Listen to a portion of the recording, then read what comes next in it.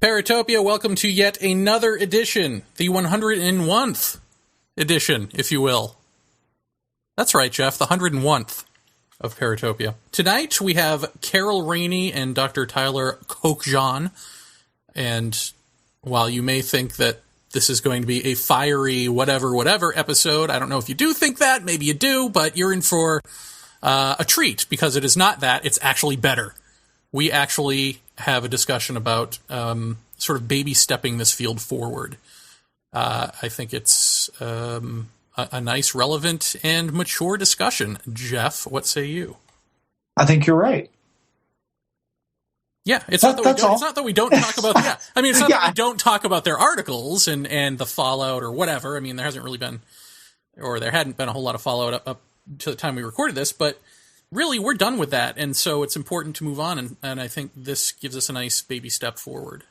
Well, I think it pretty much confirms what we said about the magazine before the magazine even previewed, which was this is pretty much the end of the discussion from this point forward. I mean, from here on, it's about the question that's been posed most prominently on our message boards, which is, where do we go now? What do we do? How do we approach this now? And so I think that's the important matter to focus on going forward. Indeed. Before we get into it with them, Dr. Kokjohn doesn't have a website for anyone to visit, but he does have a YouTube channel. If you put in the word Rewinky, that is Rewinky, his channel will come up, and he has little homemade bits like alien abductees and pregnancy, proof or consequences.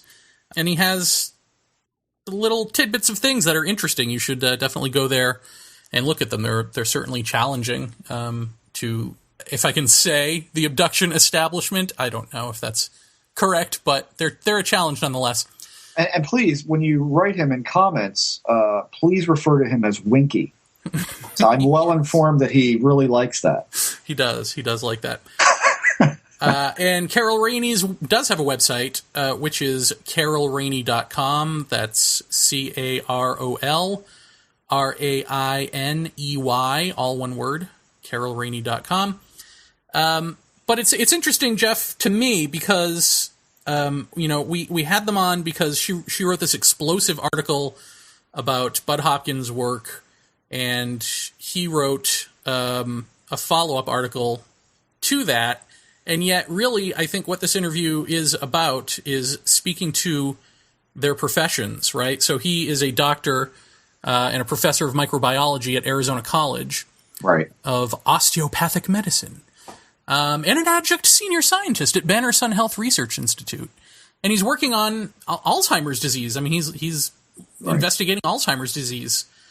So this is what he does for a living, and he brings that to the table. He brings science to the table. Yeah. So we're really speaking to him as a scientist, and Carol, we're really speaking to as less the ex-wife of Bud Hopkins or even his ex-research partner, although there is a bit of that in there, the research partner part, but more that she was a PBS, documentary filmmaker dealing in science and medicine mostly.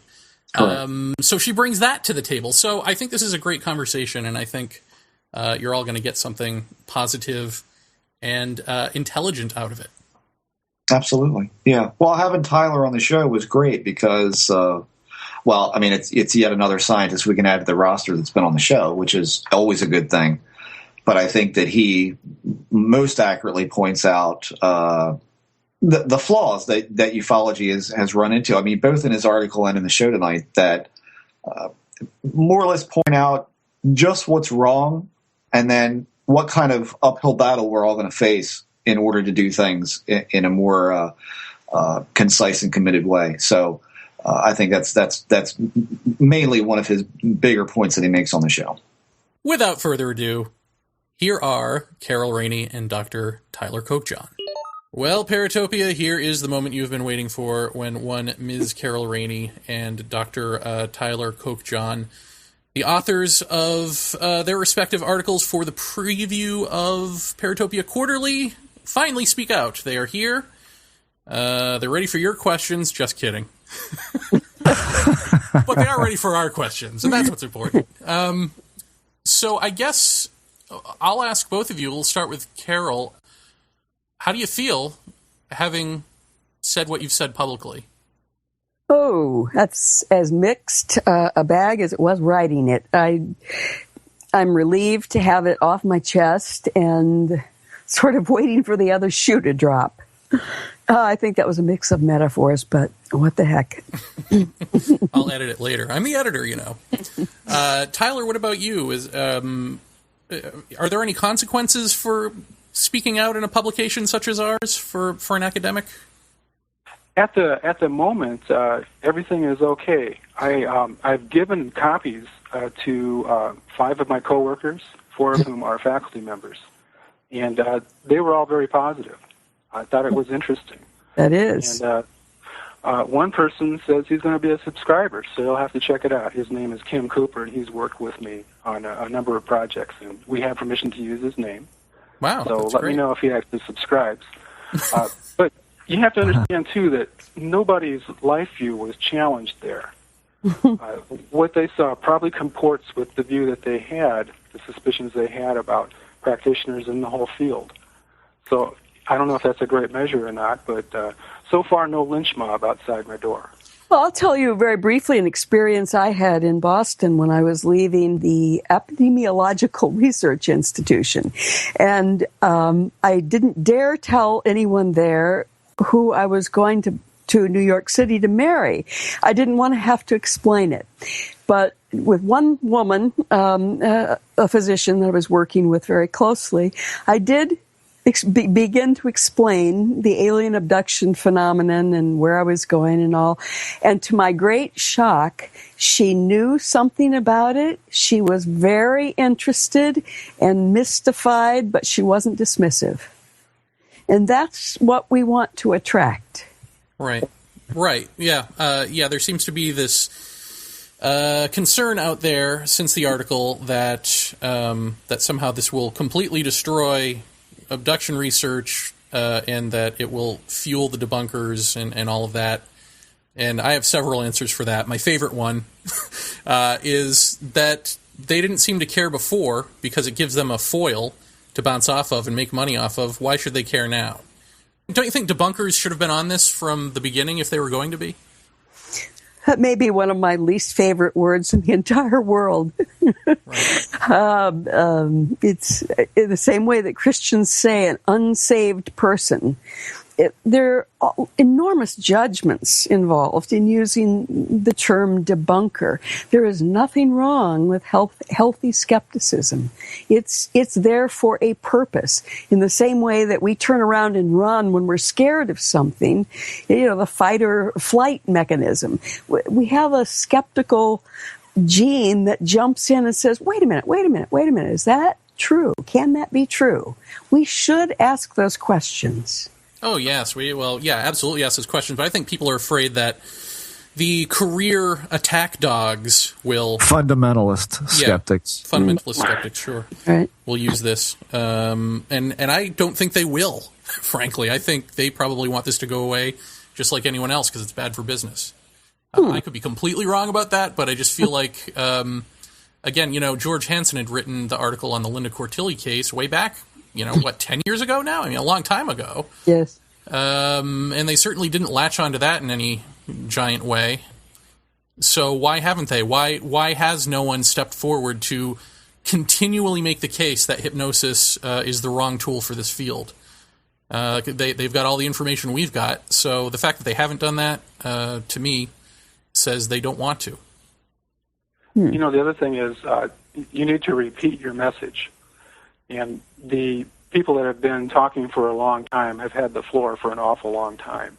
And their memes and their ideas have become dominant. Mm-hmm. And I think you're just going to have to keep going at them, stay on message, and pointing out flaws. And it's going to take a long time. Well, Tyler, how did you get involved in this in the first place? You guys. Oh. I am not kidding. I had absolutely, if you'd had asked me a year ago, would I write something on abduction research in a paper, I would have said that would not have appeared in the top 1 million things to do in 2010. And what happened was, you're talking to Scott Lilienfeld. revealing the Emma Woods story. That's the first that I had heard of it. And then just listening to Paratopia in general, I started to read things. And I actually got in contact with Carol quite by accident because of Paratopia. I saw her post in response to something about Emma Woods and wrote to her and said, I read this strange book about transgenic beings and whatnot by you and Bud Hopkins. And did you do all the science? And that book was remarkable. And that got me thinking about, what are people doing? Where are they going? And what's happening here? So it was an accident, but it turned out to be a very interesting one for me. Wow. Well, that's something I didn't know. So that's interesting. In terms of sight unseen, do you still think it's remarkable? Does it hold up after this article? It does. The ideas. Now, this is a very different tack towards the use of science. And what really impressed me was that this book actually, the people went out, they got the message, they figured out what was going on, and they incorporated, they subsumed the science, and they used it. Now, I don't agree with a lot of the conclusions at all, but I was very impressed with their approach. And that's what I told Carol. And it was a very, very interesting kind of new approach for me. Usually there's a sort of an avoidance of science and evidence or whatnot, the way that a real clinician might approach things. This was a whole different ballgame. The conclusions, though, no. I'll just tell you the idea of a dispassionate scientific observer, forget that. We all have angles. We have thoughts and ideas. And if I had to bet, I'd tell you that Bud Hopkins and David Jacobs are wrong. And what I do is I challenge them, hey, you know what? Let's see some data. There's a way to corroborate this. Let's see it. Well, Jeff, do you want to comment on that? Because I know that you would come across in your emails something having to do with, was it God, I'm going to screw this up, so you'll have to tell me. A gynecologist that had said, hey, I want to look at your data on the missing pregnancies, and they said no? Well, yeah, I mean, Don Ecker had sent me, in the course of recording another program, Don Ecker and I had met, and he had spoken of a Dr. Richard Neal, who was interested in particular, the missing fetus syndrome, which became like the big topic within the alien abduction sphere for a while. And of course, Don, as research director of UFO Magazine, he knew Bud and David, and therefore referred Dr. Neal to them in the hopes of Dr. Neal being able to examine the medical files of these women who had experienced this. And all basically that Don had said in the email was that in the course of him trying to contact these two gents to talk to them about getting in contact with their subjects and possibly looking at medical records and maybe even examining them. I really don't know what the game plan was, but they never took him up on it, and he couldn't figure out why they were impeding his desire, in essence, to substantiate possibly their contentions or their work. Which I thought spoke volumes about just how, sure they were when it came to their, to their conclusions about what was going on. Well, Carol, to your knowledge, has Bud given his work over to anyone like that, or has he always sort of been hesitant to do that?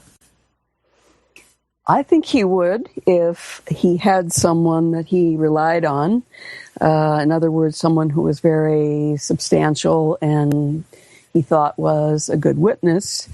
We came across this problem in doing some research on one of his cases for Sight Unseen.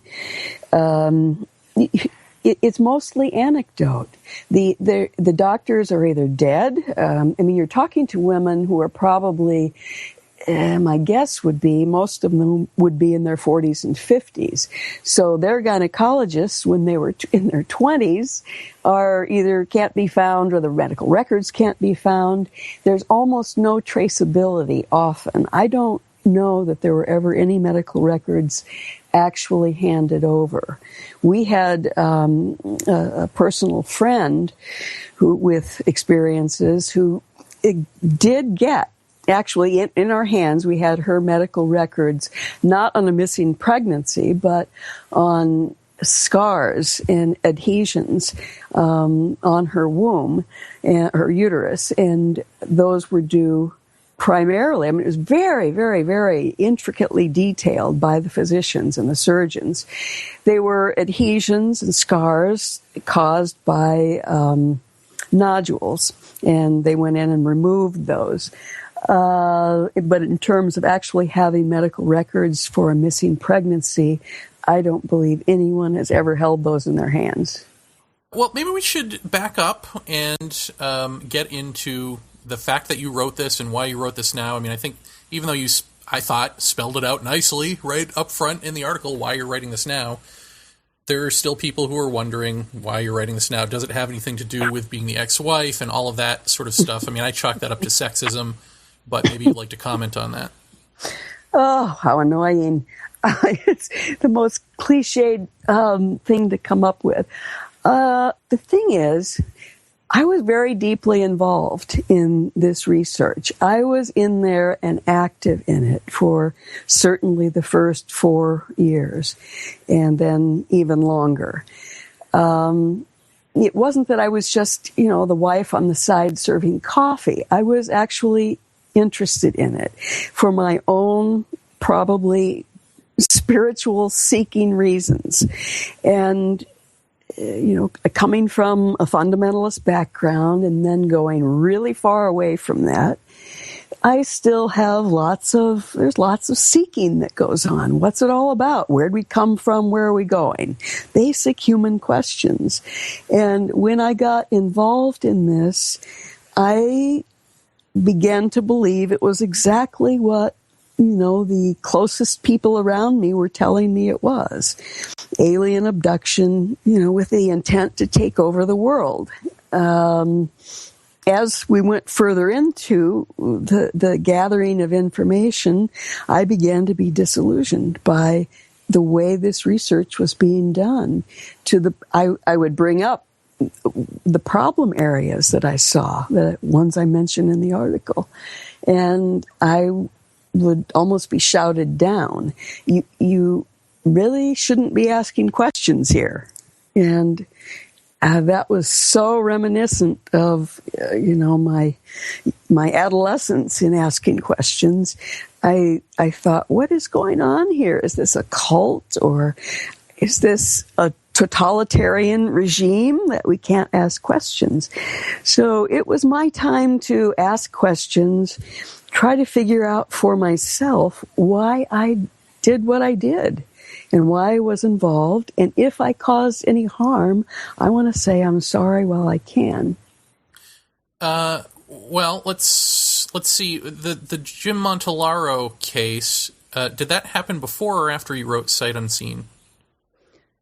I'm trying to think. I think that was happening while we were writing it. While I was writing my part, which took 2 years longer than Bud took.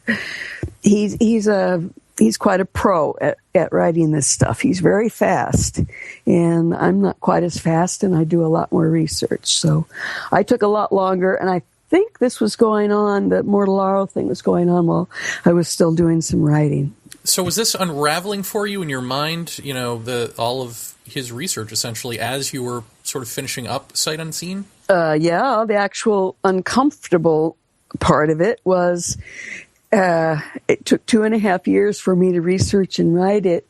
And I would say in the last year, I was pretty thoroughly disillusioned with what the findings, what Bud and Dave Jacobs said the findings were, I no longer fully believed in.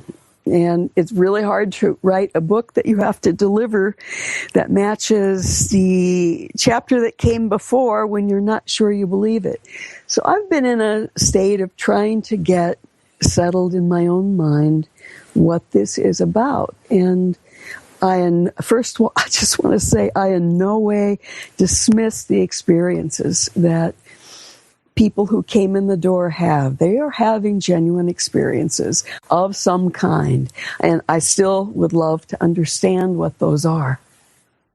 Well, I'd like to ask either of you, were either of you familiar with hypnosis, sort of the downside of hypnosis, which seems to be everything? I mean, did you know that back then? And Tyler, have you known that? I mean, is that common knowledge outside of ufology? It is not common knowledge outside of ufology. And I think I'll just speak for myself. I knew very little, and I was quite shocked to hear some of the things that Scott Lilienfeld revealed, and I started to look for some more information. And that's where I'd say, you know what, you have a real problem here with this tool. And corroboration is essential, absolutely essential. So I would also like to say, before we go further, that I'm with Carol on the experience. Whatever abduction is, it's very mysterious, but there's a phenomenon there that I personally, and I think everybody, would like to understand. And if the hypotheses of some investigators don't pass muster, so be it. That's the way it goes in science. But the phenomenon still stands, and we need to get after that. Yes, and get after it with tools that may not be taken directly from science, but maybe we need to invent new tools. I mean, we had that discussion with John Mack often, and I think Bud would say that too, that new tools need to be developed to research a phenomenon that is will-o'-the-wisp. It's, sometimes it's solid and physical in front of you, and sometimes it's totally elusive. To your knowledge, Carol, did John Mack use hypnosis in the same way that Bud and Dave did? Because I've heard that he used it as more of a relaxation technique and less of a, sort of deep hypnotic state. I don't know if he started using, if he began his investigation into abductions perhaps using some hypnosis. I do know absolutely that he moved away from it towards, in the last, I would say, 5 years of his work. He would use basically some relaxation techniques. So you're saying he didn't really even use it at all? Well, where is the cutoff point between relaxation and hypnosis? Can you point that one out? Well, I would think an altered state of mind where you're completely suggestible. And I mean, from what Dr. Lilienfeld pointed out, I can't think of a relaxed state where I would not know that I'm drawing from an emotion I felt reading a book or watching a TV show or a real-life event. Mm-hmm. So for me, anyway, that would be the line, is when you can't tell why you're feeling what you're feeling anymore, where it comes from. And just sort of, co-creating a scenario. That would be an altered state to me. Yes, I haven't been in one like that, so I can't personally speak to that. I know that you can tell when someone is profoundly relaxed. You can see it on my videotapes. You can hear it. People's speech slurs. They slow down. They almost sound drunk, actually. Mm-hmm. And I don't know if that's an aspect of relaxation or if there is some sort of a definitive line. Some of the research I looked at said they weren't sure you could really draw a line and say when the person was hypnotized. I'm not sure it's measurable, in other words. Did you know, prior to Emma Woods, that Jacobs was using not only phone but instant message hypnosis? Did you know about this? No. Do you think Bud did? Yes. Huh. Yes. Why do you think Bud hasn't? It still seems as though, he's still defending him, right? Publicly, he went on Coast to Coast and said David Jacobs and I treat our clients the same way. So I'm just wondering, why do you think, or do you think that there's some private conversation about you need to stop what you're doing between the two of them? Nope, I don't think so. They are best friends. They spend hours on the telephone together and talking about their cases, and they do share some, they do share some, what do we call them? We're calling them experiencers, abductees. Yeah, experiencers. Okay. They share some people back and forth. I know earlier they did. I don't know if they do now. But they reinforce each other's methods and ideas and view of what this phenomenon is. And I think there's a little bit of father-son stuff going on there. Mm-hmm. And Tyler, what do we do? What do we do with all this research and all of these conclusions? This seems to be people's problem. I mean, do we just go, well, there were no standards for there's no standards in the way that we treat human subjects. Hypnosis is bad. The research is bad. But yet, what do we do with the fact that the alien image that's out there, this is what this phenomena is going to stick regardless of the fact that what went into that image has been, I don't know, what are we calling it here if not debunked, has been dismantled. Yeah, I like that term. I mean, do you run into this in science where, well, you must, right? I mean, even just the crossover between, say, Newtonian physics and the new physics, where people who aren't educated in one still see the world in the way of the other, even though new findings show the world doesn't work that way and that sort of thing. You think that's comparable to this? I mean, do you think that this is, even though this has been dismantled, it's always going to be an uphill battle because we're stuck with this image that this thing has produced? The image is pretty unsavory, but the dismantling is critical. Okay, this is the first step. This is every day in science. This last week with my collaborators at Banner Sun Health, we're writing papers complaining about something that's going on in Alzheimer's disease research. And you didn't know there was a vaccine against Alzheimer's, did you? There is one. It's investigational. No, wait a minute. There's a vaccine against Alzheimer's? Yeah, it doesn't work. Yeah. It it's not authorized. Not only that, it doesn't work. It doesn't protect against dementia. It's had some biochemical successes, but it may have revealed a flaw in our thinking. But the thinking is very entrenched, and there are many vested interests. And I'm not criticizing scientists to say, okay, it's financial, but there are careers on the line. There's prestige threatened. Yes. And again, this is where the facts are not known, so we're swirling around. And, where there's no facts, there's plenty of opinions. But these battles, these dismantlings, this is the process. Nobody wants to be here. Nobody wants to be here. We wanted to be at the point where Elon and some other companies were making billions off these new vaccines. And that's not the way it worked out. So now we step back and say, what can we establish as the facts? Where can we go? And ever the optimist, I'd say that, you know what, we're not done yet. We don't know what the truth of the matter is with some of these allegations. Let's find out. And we'll go from there and just keep slugging somewhere, somehow. There's got to be a way to push this ahead a millimeter and then another one. But no, this is normal, situation normal. You put out a hypothesis, it doesn't work, then you get over yourself and you develop a new one. The difference is, in your field, though, Tyler, you have a cadre of researchers who are all working under similar principles, similar guidelines for getting knowledge. Yeah, good point. When they don't work out, people will do what you say. They will step back and fight a little bit and have all sorts of contrary articles that go out, but they're still using the same rules of the game. And they'll move forward in that way, building on this loss. What will happen in the field of ufology?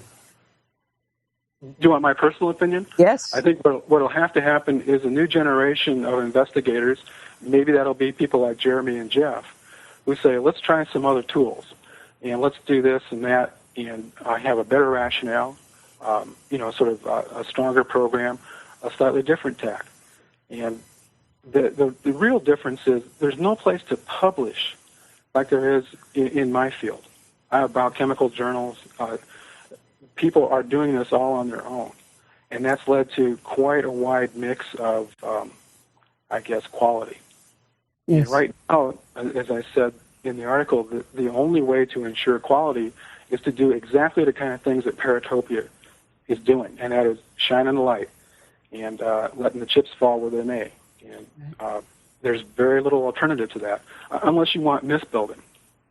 Well, that's just the thing. I think people do. I mean, it seems like, now again, most of the sort of reaction to this has been really positive, at least behind the scenes. But when I, visit forums where they decide to sort of pile on, none of their criticisms make sense. And one of them is that, well, we've got it out for Jacobs and Hopkins. We've got it out for these guys. And it's like, no, we have it out for the bad research. We have it out for that they're hurting other human beings, and everyone seems to be trying to protect an ideology over humans. What do you... Yeah, go ahead. I'm sorry. They'll have to step back and try to realize what it is that's being done here. And a comfort zone's been violated. I think you're seeing the first steps that people have a picture. This is the way it is. It's the way that somebody said, and I'm comfortable with that, and I like that. And now you're threatening that. And that's why I say that was the difference with my colleagues. They got no dog in the fight. These other people are a lot more invested. It's going to take a while. Well, I would actually go further than that. They're more than invested. I think that there are a great many people in the alien abduction area, especially, who are way over into true belief and verging on the edge of religion. Yes.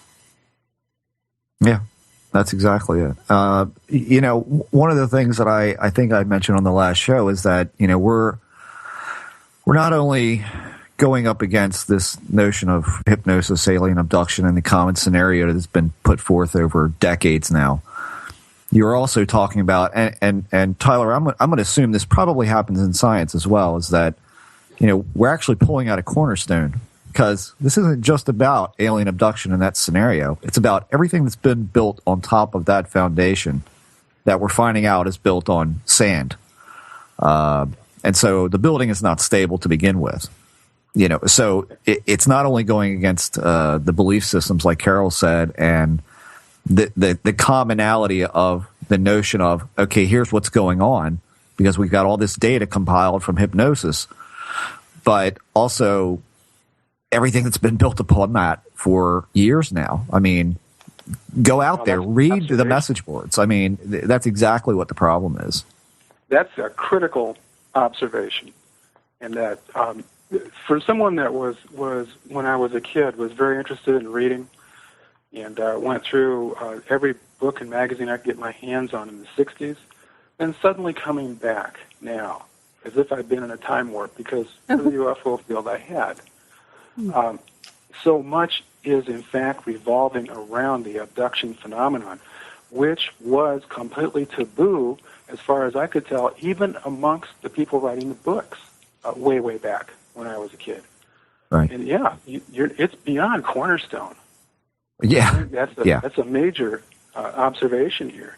And that, again, means that time is probably going to be very important, that people are going to fight you. The way it often goes in science is that you defend your turf for a while, and you go back and you go, oh, crap. They're right. Yeah. And that, you have that thinking process that I don't know what it is. It has to incubate for a while.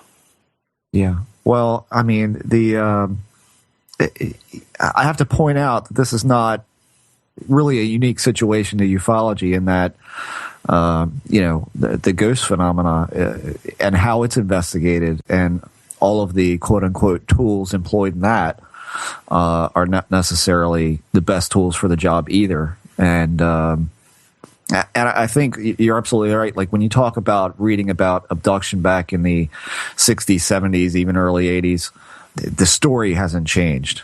And the progress, I don't know, there's been this illusion of progress, I feel like.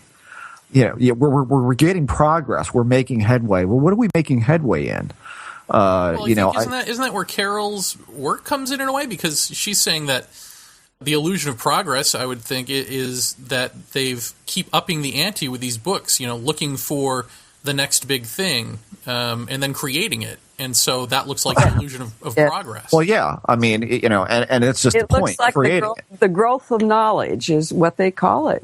When they move from, what was known, and I use that in quotes, from intruders, and where it's the alien hybrid babies were discovered, and these researchers use those words as if they are literally true. We discovered this.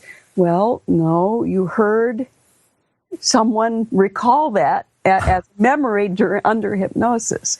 And sometimes as what appear to be memories, or perhaps they're dreams.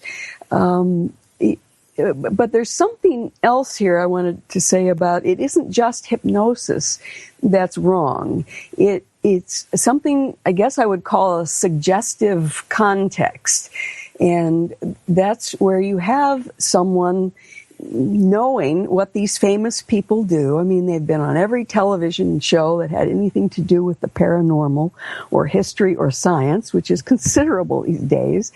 And they come into their presence, having read their books, and they are troubled. There is something they want to be resolved, and they don't necessarily want it to be alien abduction.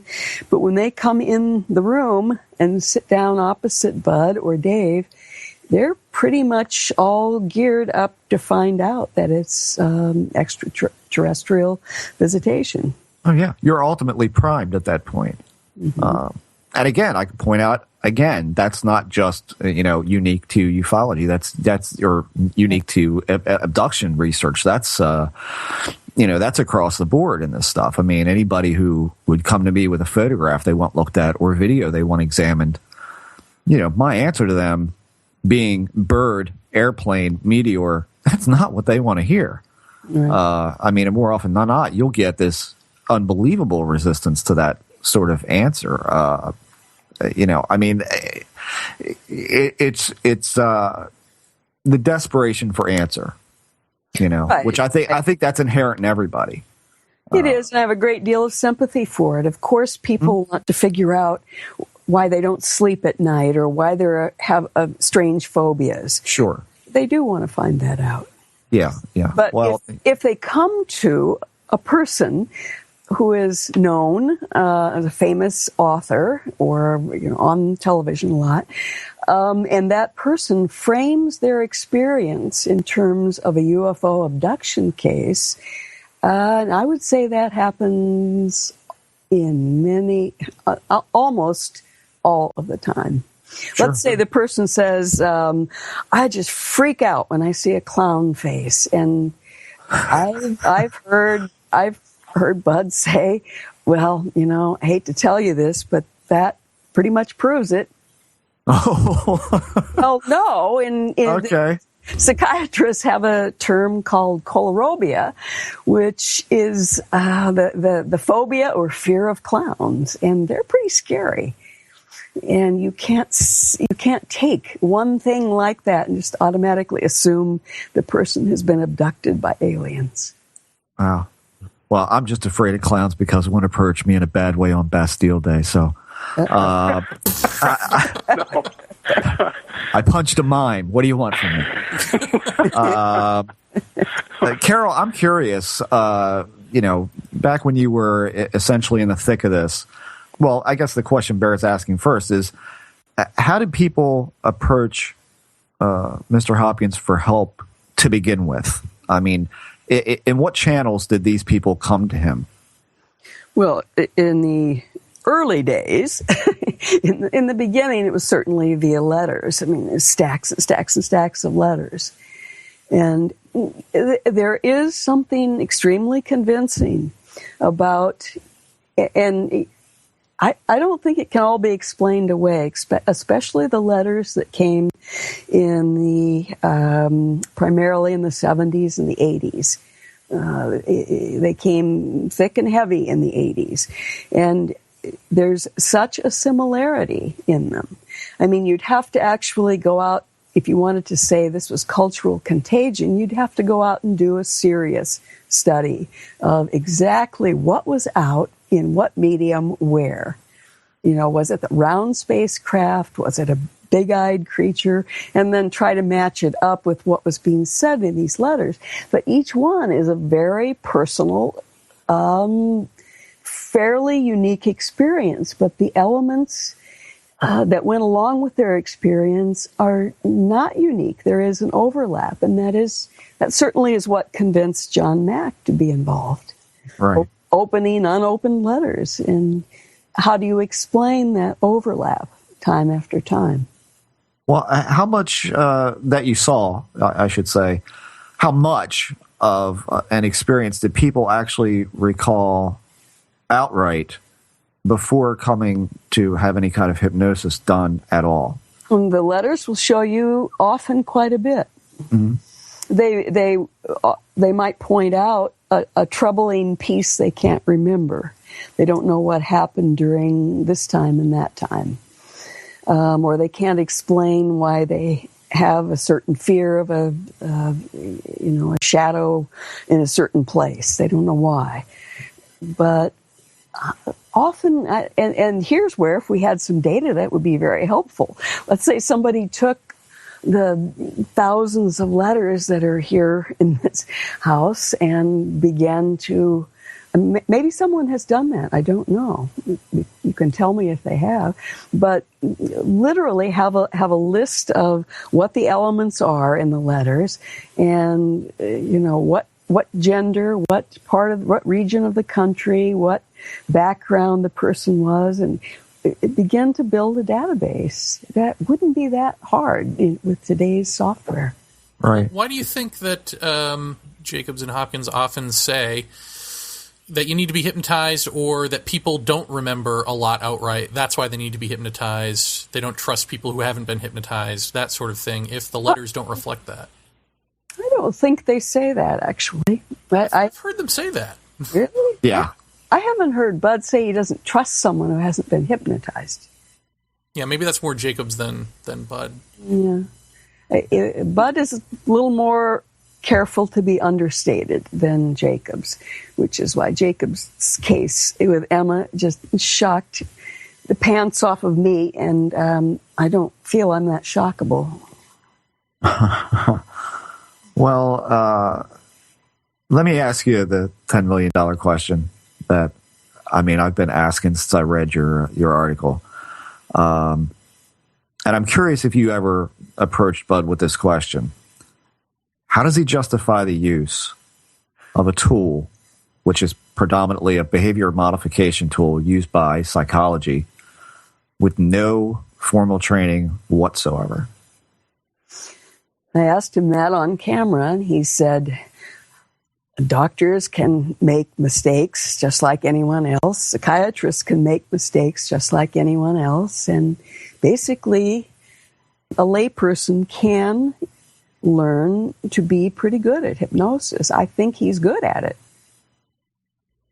He's very good at getting the person into that state and guiding them into recalling certain events. And in the process of the hypnosis itself, I think only indirectly does he lead. I think the leading happens in that suggestive context for Bud. What I heard in the Emma Woods case, and I wouldn't really have believed it if I hadn't heard it on tape, is the leading both pre-hypnosis and the leading while she was under hypnosis. At least in the sessions that I videotaped with Bud, there was not that much leading happening while the person was under hypnosis. I think leading happened in the interview before they went under hypnosis.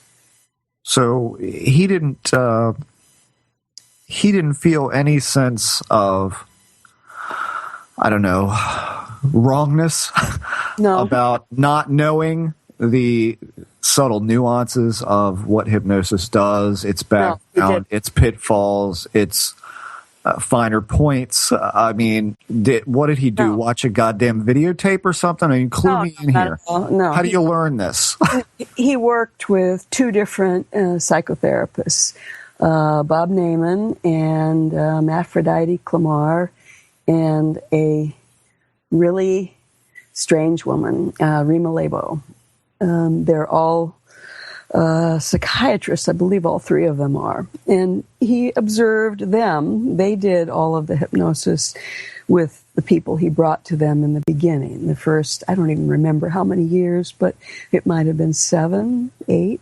I think people can. I mean, you know, I know how to make films, and I never took a film course. You can learn these things. Well, you can learn hypnosis, but you're not.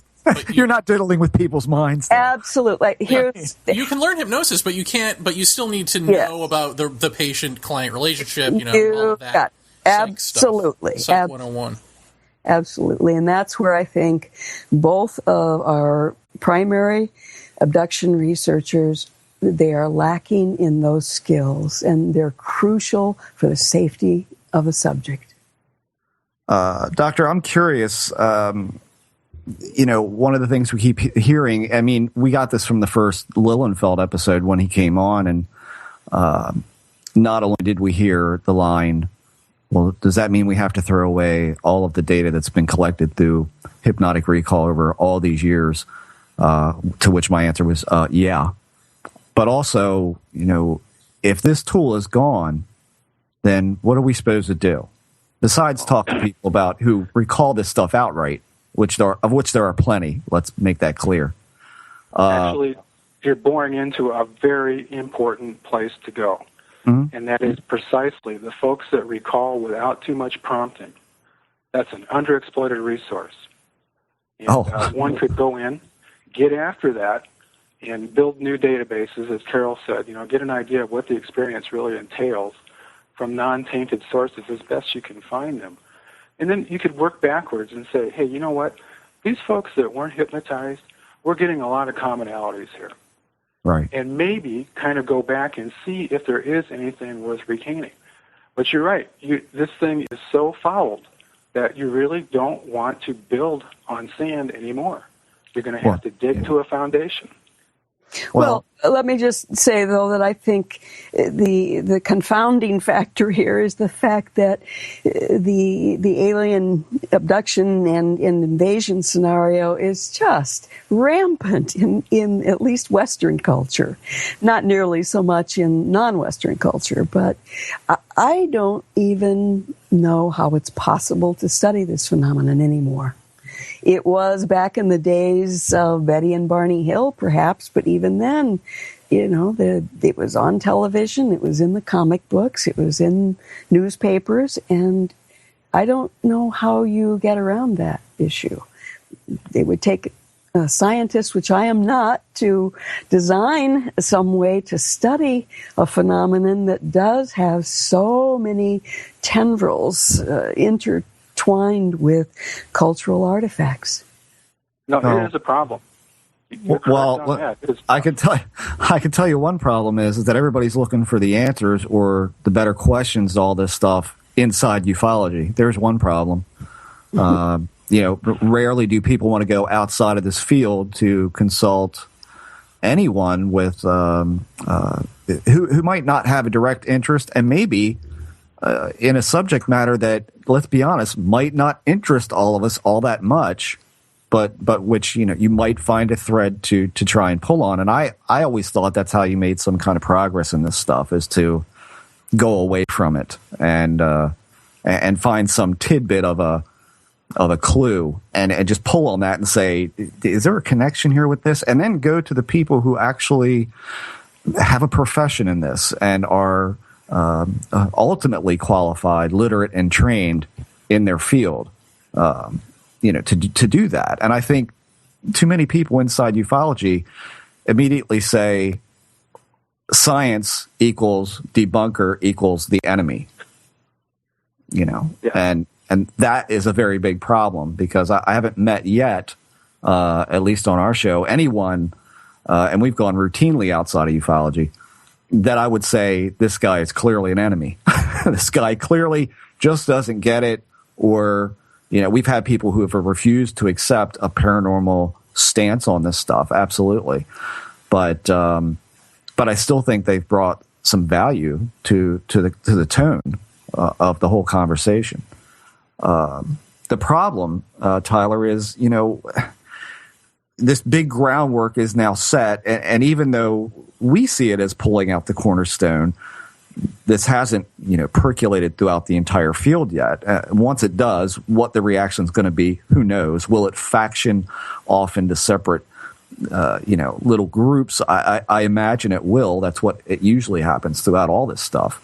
But for your opinion, if you could rule ufology, not that I'd ever wish such a horrible thing on a nice man like you, but what would be how you would approach to set a framework, or at least at least some sort of pie chart as to how to approach a phenomena like this in study that, by its very nature, and if we don't know anything else, we know this, it's elusive. So it's tough. Yeah. I can't hide that fact. I think the idea of, like you keep coming back to, pulling a thread, finding something, there are ways to get after some of the statements, some of the hypotheses. We'll just call them hypotheses. Don Ecker, working with missing fetus syndrome. Find those women, because once they've been pregnant, cells from the baby stay in them and stay alive for decades. I think that's amazing. This hasn't been well appreciated by people. Decades. You can find those cells coursing in the bloodstream. So we're looking for hybrid baby cells. Find me anything, okay? Get me a sample, is what I would say. And that's where you can go outside, which I think Paratopia has been, really sort of leading the way on this, and ask people who do genomics. Go to Sequenome in San Diego and say, hey, how much blood do I need? It's actually 10 milliliters is all you need, one blood draw. And we can start doing DNA sequencing. But then some of the hypotheses live or die. There'll be some data. And we can start to go, okay, that's wrong. We're done there. Move on. If I get you the blood, will you get me the results? What do you need? I mean, isn't it expensive? It's sort of my... That's the question, yeah. Yeah, oh, yes. Now, I'm acting like it's trivial. It is, in fact, not. But, I come back to Dr. Jacobs, and if the entire fate of the universe for humans is riding on this, can't you find a Lawrence Rockefeller to help us out? Well, he's got chastity belts. I mean, he doesn't need all that fancy technology. We had to go there now, didn't we? Well, get me the chastity belt, okay, and we'll scrape it for DNA. Oh, but there are, in fact, ways to do this. I doubt that aliens who can travel interstellar space are going to be perplexed by a chastity belt. But, okay, get me one. Well, let me ask you. It's a real stopper. You know that. It's a real stopper. Let me ask you, in terms of testimony, I mean, how do you, or do you, are you able to create outlier data of people's testimony when it comes to the unknown? That's a tough one. And for that, I'd say probably you're getting more into the realm of someone like Scott Lilienfeld, who's a lot more tuned to psychology. I just really am not sure about that. Can't help you much there. And this is another problem with science. We're so hyper-specialized. I work with a couple of proteins in Alzheimer's disease, and I know them well. But get beyond that a little bit, and I have to back up and think or look things up or talk to somebody else. And you shouldn't be basically afraid to talk to many people. It's going to take a village here. But Tyler, do you think a new science needs to be developed, or forgive the word, a hybrid between physics and psychology and traditional science? Do we need new techniques to look at this phenomenon? Actually, some of it you can attack right now with some genetic techniques and begin to either say, you know what, there's something there or not, and if you repeatedly can't find it, you begin to think that the hypothesis doesn't work. And so if there are independent hybrids, if there are aborted pregnancies, contaminated chastity belts, whatever, we can use that data and answer those questions. And that's what I was referring to in the article, a fatal error of sorts. Their hypotheses got too florid. They got, I think, in my opinion, it's still my opinion, the data will then give us the answer. They got too far beyond the objective data. I don't believe that they're correct, but I'll also stand in any public forum, if they prove it, and say, guys, can I be on your team? Because I want to write the Nobel too. Right. And that's what this would be. Yeah. So anyway, is there a new science? Ufology kind of is the ultimate hybrid because you have to cover so many areas. Physics, astronomy, statistics, psychology, biology, all rolled into one. It's impossible to find one person that can do it all. Carol, let me ask you, when the Jim Montalaro thing happened and basically some people broke away from the Intruders Foundation, do you have any idea why they never spoke out? Loyalty, a desire to not hurt the field, and that I had to think about myself. It is not my intent to hurt the field. It's a desire to bring some truth to it that can be true. Well, it just seems odd. I mean, there were psychologists on the panel, right? On the board.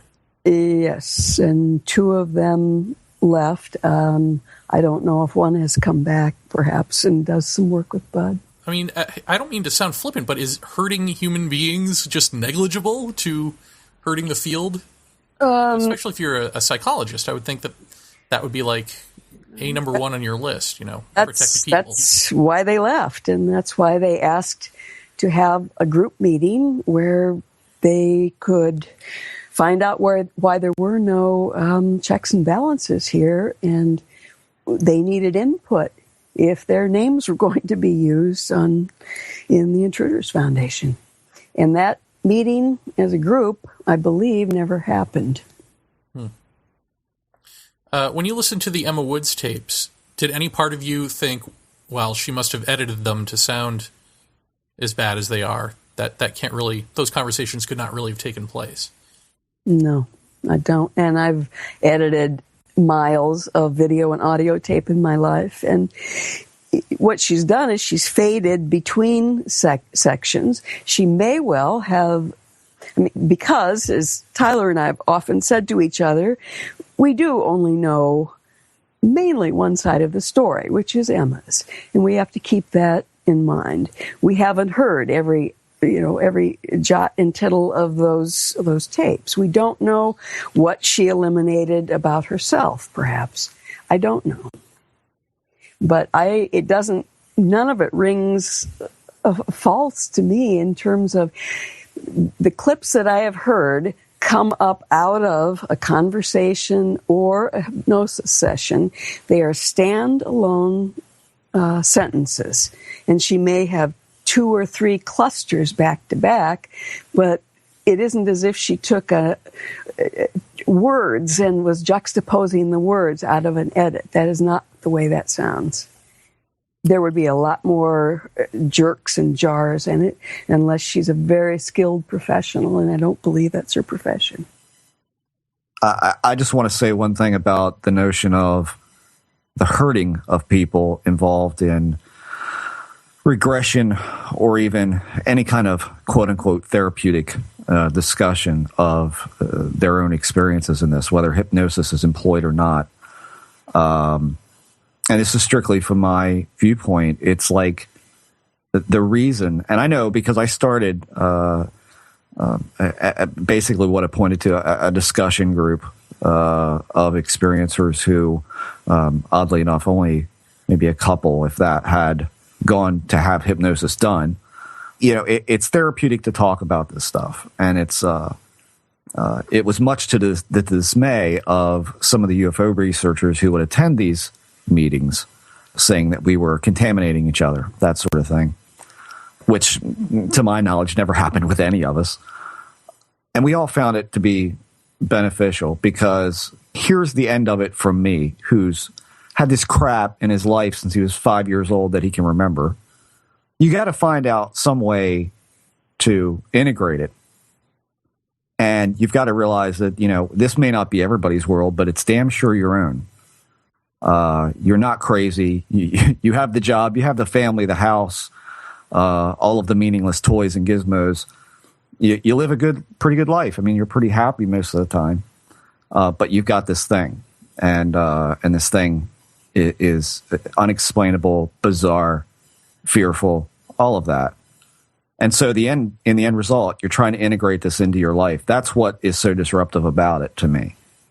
And so if Dr. Jacobs and Bud and whoever else in some way helps people to integrate this, that's great. But here's my caveat to that. Wait, could I just respond to that? Because I think that they definitely do a lot of what you just said. Right. I think that often psychotherapy, no matter what form of it you're employing with your patient, that person improves just because they've had that human contact and that other mind listening and receiving. And I think that I watched Bud do that with people and give them that attention, that responsiveness, and there was a calming effect to that, and that you can't take that away from the work that's done. No, certainly not. But here's kind of my caveat to all of that, is that, and this is, again, it's strictly from my viewpoint, my opinion here, when you're then going into a faulty tool, suggestibility, confabulation, cultural contamination, all of these issues coming up, and probably in no small way exacerbating fear. Because no doubt some of these people are reading the books. They're reading, with titles like The Threat. This is taken on the appearance of monsters. And so it's one thing to me to help people integrate this, but it's another thing to effectively, somehow suggest material that's inherently fearful and then help them integrate that in. Yes. When perhaps there might not have been the need for integration at all. Yes. Is the point. That's what I find to be the harmful part of this, is that we don't know. Let's be honest about this, that hypnosis is an indeterminable in its usefulness, because we cannot separate confabulation from what might have happened, or the mix of the two. This could be as finely woven as a Longenberger basket. I mean, this could be that tightly woven to where fact and confabulation mesh so tightly together, yes, that you can't tell. And therefore, what are we helping to integrate? And see, here's the second half of the problem. And Tyler mentioned the resistance. Here's where this resistance is going to really be a problem, as I see it with all of this. The people who have undergone regression of any type, as Dr. Lilienfeld told us, those memories are now equally as powerful, if not more powerful, than actual recall. Yes. Conscious recall. And so you've got people who are not delusional, who are not out of their minds, but have a memory that is every bit as real as you and I eating breakfast this morning. Let's try to convince them that's a problem. Yeah. I don't think you can let go of that. I think that's going to take a lot of work to make someone understand that what you think happened that feels so incredibly real to you probably didn't take place. Yes. That's a tough nut to crack right there. Right. And I believe the brain waves of a person who is falsely remembering a trauma. And I'm not even talking about alien abduction here, but these would be traumatic events that had happened, whether it was sexual abuse or a war wound, that the brain waves can be measured for a false memory to be exactly the same for a true event. Mm-hmm. Yeah. I mean, because it's, I go back to the Seinfeld episode, it's not a lie, Jerry, if you believe it. I mean, and that's the part where, I mean, people talk about the polygraph and, all that's been exposed about the polygraph as of late. We know that's probably not a reliable tool either. And so I'm curious, Tyler, when you're a scientist. And I'm not saying that you've probably got your finger on the pulse of all of sciencedom, but do you think that from the wings that science is watching this and going, okay, maybe they're getting their act together, and maybe it's time, I kind of break the perceptual wall that this is taboo and we can't be involved in this, and maybe try to do something now that things seem to be a fraction of normalization is going on. Do you think that sort of thing could happen? Yes, and it'll happen one investigator at a time. And it'll be somebody, you or Jeremy, saying, hey, can you help us with this? We've seen these observations. This is what's going on. But is science as a whole paying attention? Not in the least. Mm-hmm. Not in the least. There's no money in it. Okay, I hate to be so crass, mm-hmm. but there are no funding organizations unless you're going to do this as a psychological study. Mm-hmm. It is so much more lucrative, professionally and basically monetarily, for me to study things like Alzheimer's disease, where I can have grants and publications and data that comes so much more easily. This is almost an impossible problem, and that alone gives one pause. For a young assistant professor, death. This particular field is death. You would have no publications, you would have no solid data, or very little of it. Everybody would be going, well, wow, yeah, you got the parameters of a mystery. I don't expect to see a giant race anytime soon, despite the fact that I believe progress is being made here. Mm-hmm. Do you think that, and this is a very real possibility, at least in my mind, that, and how do you voice this? Somebody, who's been in this as long as I have. I mean, I've said this before, so I guess it's no big surprise to anybody, but what happens when maybe we come to some sort of realization that there is a definite non-physicality to what's going on, but yet still being some sort of external driver to all that? Do you think science will just go, oh, well, that's it? Because I've heard scientists talking on different talk shows, and dismissive would be an understatement of the way they feel about this. But, let's just say that the last scientist that I heard talk about this said, this is all a very interesting subject on the face of it, but, as time has gone on, there's been no physical evidence, which I've said myself. There is no physical evidence. We have nothing after all these years. Time to look elsewhere. Valid point he's got, but then the next breath, it is, now the ufologists are telling that these craft can become invisible, boogada boogada, which just really paints this as a foolish endeavor to even be associated with at all. Do you think that there are people out there who are going to be interested in this if it turns out that we have to study this in sort of a non-physical, non-nuts and bolts, non-quote-unquote proof way? It will take, you'll have to find the right people. And I can tell you that it won't be the biochemists, the folks that take the cells and do grind and find, the geneticists that are looking for DNA. That will make it a very much, if it's possible, less appealing problem. And because, if for no other reason, because of its difficulty, it's hard even to comprehend what's going on. I think, honestly, maybe out there are some people, I hope, who will listen and read and find these things and say, I've got an idea.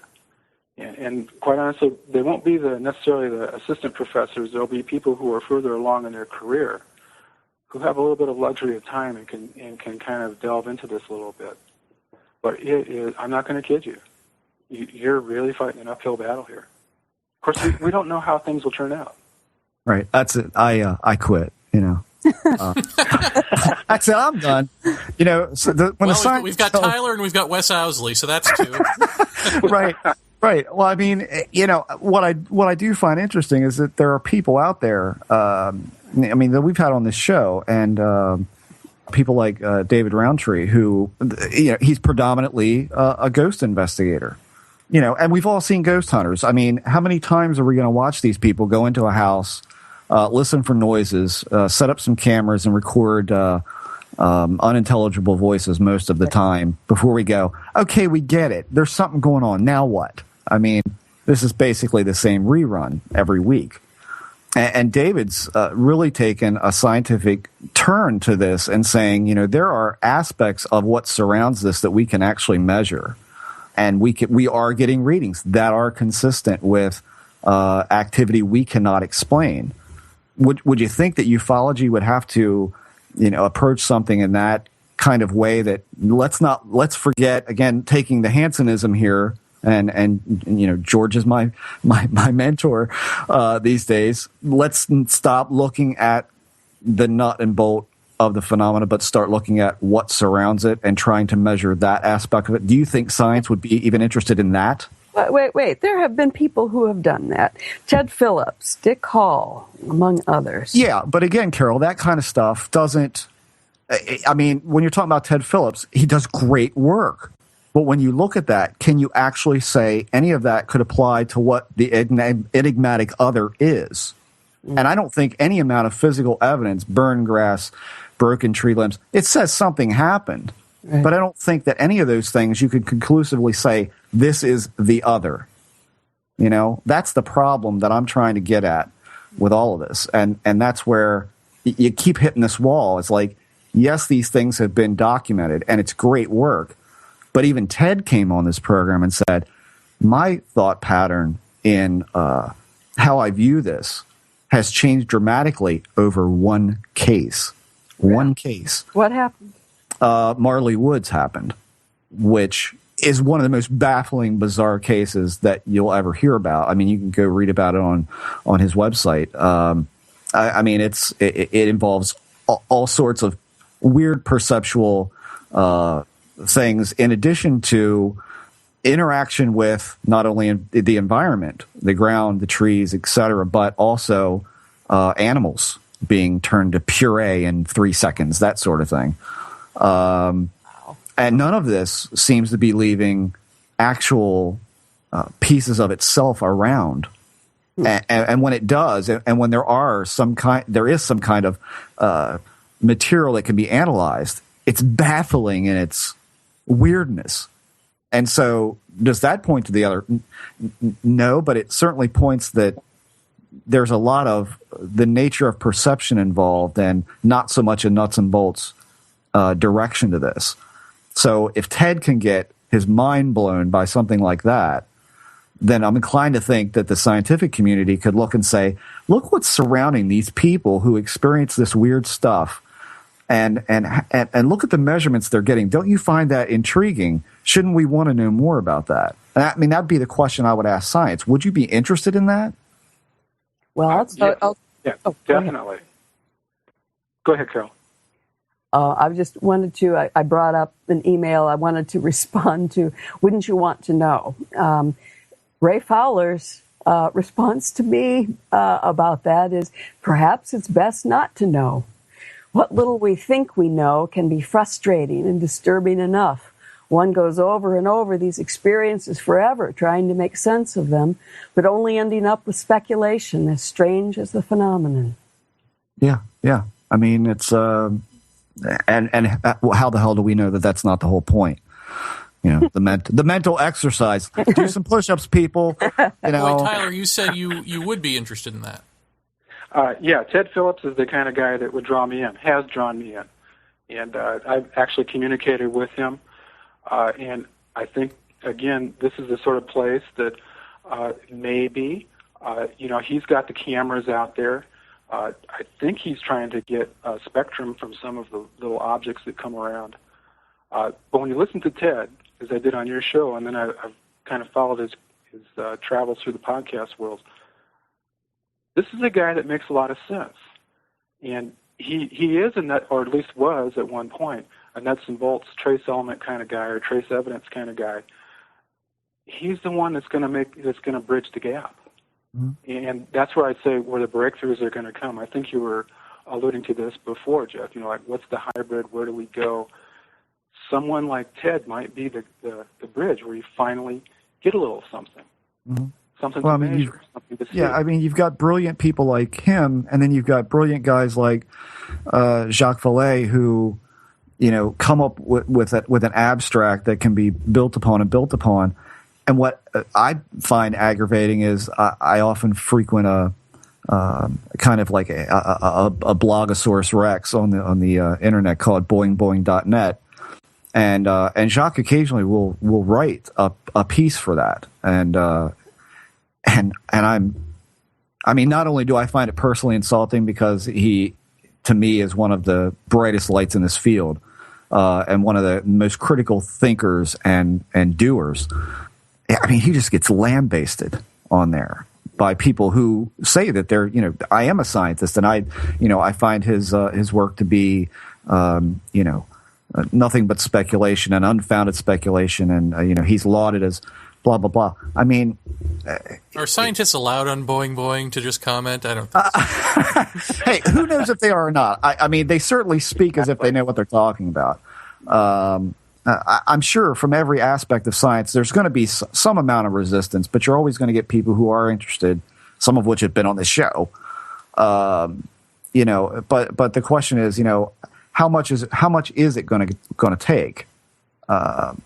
Before, I mean, it seems to me like even without all of what we've been discussing now in the magazine and in this podcast now, even all that aside, there's still this unbelievable amount of weighty evidence to me that says, hey, we need to get serious. But as you say, if there's no money, there's not going to be any drive. I mean, is that essentially what's going to drive this whole thing is cash flow? If there's no formal granting process, the university scientists have a strong disincentive to participate. And you'll have to find people like Jacques Vallée and others who will basically invest their own time. I believe they're out there. And I find it hard to believe that he's been attacked as viciously because I've learned a lot from him. And this is the difficult. We keep coming back to the same thing, but almost impossible to comprehend. And here's a guy that spent a lot of time looking at the evidence, weighing the evidence. This is where he is, and he ain't stupid. Let's figure out where we're going to go from this point on. But yeah, it's not going to be the same thing as the war on cancer. Right. And the structure just isn't there. And that means, maybe people will have to be a little bit entrepreneurial, write reasonable books, do the lecture circuit. I think those are all basically laudable goals as long as you're looking for truth. We'll have to be flexible in how we do this. But, yeah, the sad part is that many university scientists are basically judged by how much external grant funding contract money they bring in. And that just puts them in the corner of, I don't have time to deal with this. I'm sorry, I got to get a grant. See ya. Right. I know how to write the grants if you bring me the person with the project. That's right. Carol's a grant writer. Yeah. Hey, don't say that too loudly. Great. Can I have a grant? Well, Carol, as we wind this thing down, did any of the feedback you get, did it surprise you? No, not really. Well, actually, yes. That some of the old timers, some of the very respected researchers in ufology stepped forward and said, we sensed there was something wrong here in this alien abduction research. We didn't know what it was. We don't have any way to get inside it and know. We only know what these unsupervised people tell us. And they thanked me for, doing the dirty deed, which is to say, here's what happens inside it. At least in the 10 years that I was looking. I cannot say anything about what happened in the 30 years before, really. And I want to be very clear about that. I can only say what I witnessed. But people said, we knew this, we just didn't know it was this bad. Now, as you and I've talked about, and as actually many, I think we've all four talked about, why didn't anybody speak up? Will they? Do you get the sense that they will? Probably not. Mm-hmm. And the beat goes on. Well, I mean, again, just as like Tyler was saying about the grant money, it's the same play here. I mean, does nobody get that? It's to speak out against this means you alienate a potential publisher, lecture presenter, convention organizer, and that means I don't go to Nevada this year to talk about my case. I mean, it's the same kind of thing. I mean, unfortunately, that is, to me, and Carol, I said this to you in a private email, that to me is one of the biggest driving forces in this, is being off the grid. And, hey, if I don't have to work for a living and you can talk about UFOs and study this and travel to different states studying cases, I mean, who wouldn't want to do that? Right. Who wouldn't want to do that? So, unfortunately, I think that's going to be the biggest problem, is that nobody wants to rock the boat because nobody wants to be out of the clique. Right. So I guess my last question for you is, are you done? Are you, because I think you had privately joked with me, I don't know how joking it was, that someone had written, well, welcome to hell, meaning now we're going to really be in the shit. And you had said, well, who says I'm staying? So are you going to let it rest here, or are you sticking around in this ufological mess for any other reason? I would like to extend the conversation outside of ufology. I mean, and anyone who's interested in UFOs, I think will find it interesting, but I would like to open the issue of what this quest is. I would like to open it up to the mainstream audience. And I do have a couple of different ways to do that in two different mediums. Oh, great. Mm-hmm. And Tyler, what can we expect out of you for Paratopia Volume 2? It kind of depends on what... Oh, wait a minute, really? I was expecting to go to hell, but all right, awesome. Go on. So, I don't have any plans at the moment. I react, I guess is the... Tyler, we won't be satisfied until your professional career is squarely in the toilet bowl. Well, I hate to tell you this, but there's no way you guys can manage anything worse than what I've already done. So, okay? It's not a problem. It's already tanked. Nah. And I'm just, I enjoy the hell out of myself doing the science that I do. And I'm just this little cog in the wheel, a little cockroach in the corner that can't be gotten to. And I'm fine there. Okay? Yeah, you just know people around Tyler's office are going, he wrote a piece on alien abduction.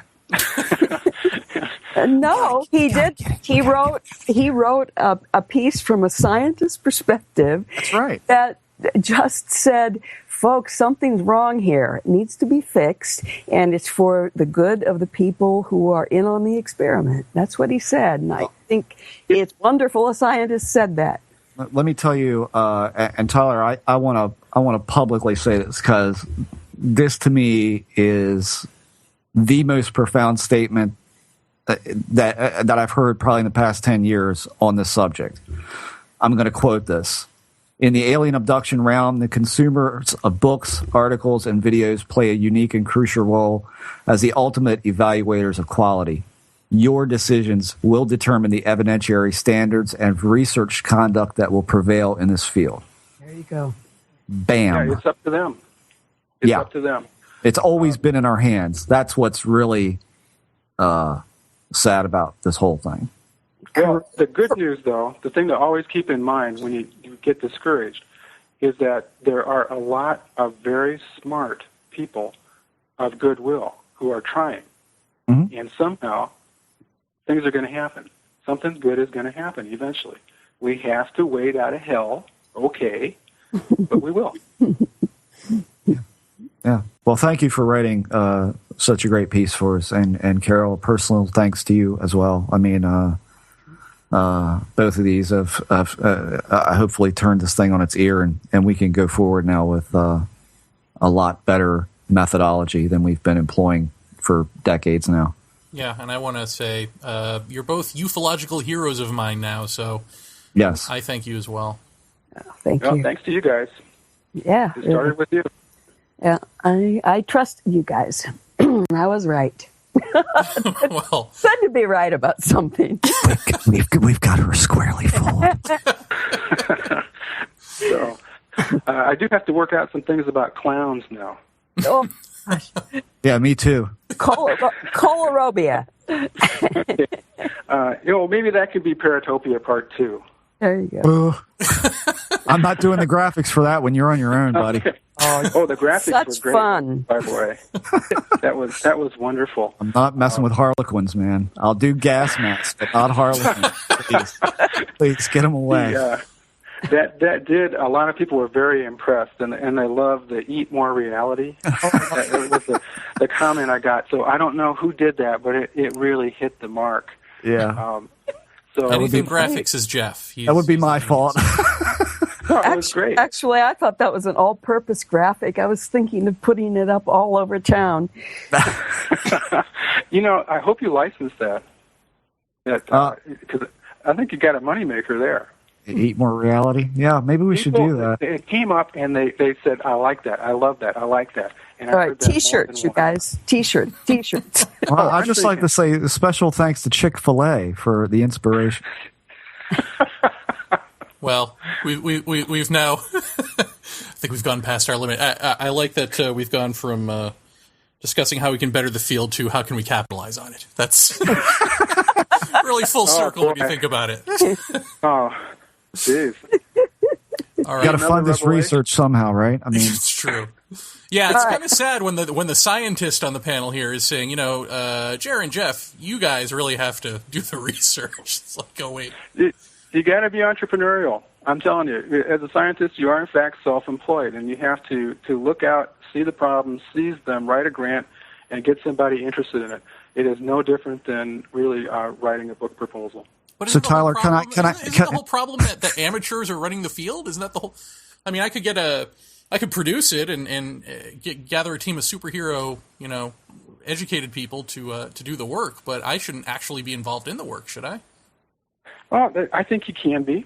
It sort of depends. As Carol said, you can learn a lot, and conduct yourself admirably. So I don't think you necessarily have to recuse yourself. Well, you've heard the show, you know. Okay. It's not going to be easy. How many times have I said that? But again, you don't have to sign away all your rights. And that's the thing is one problem I think is people are tending too much to let others tell them what they think or what's important, and they're deferring too much to authority. Empower yourself. That's the message of the article. Get out there and think about it. And I think that's what you're asking people to do. And that's a powerful message. Well, I just like to ask Tyler. I mean, you say to basically copyright the catchphrase. I was just curious. Do you obtain your grants through making catchphrases and printing T-shirts?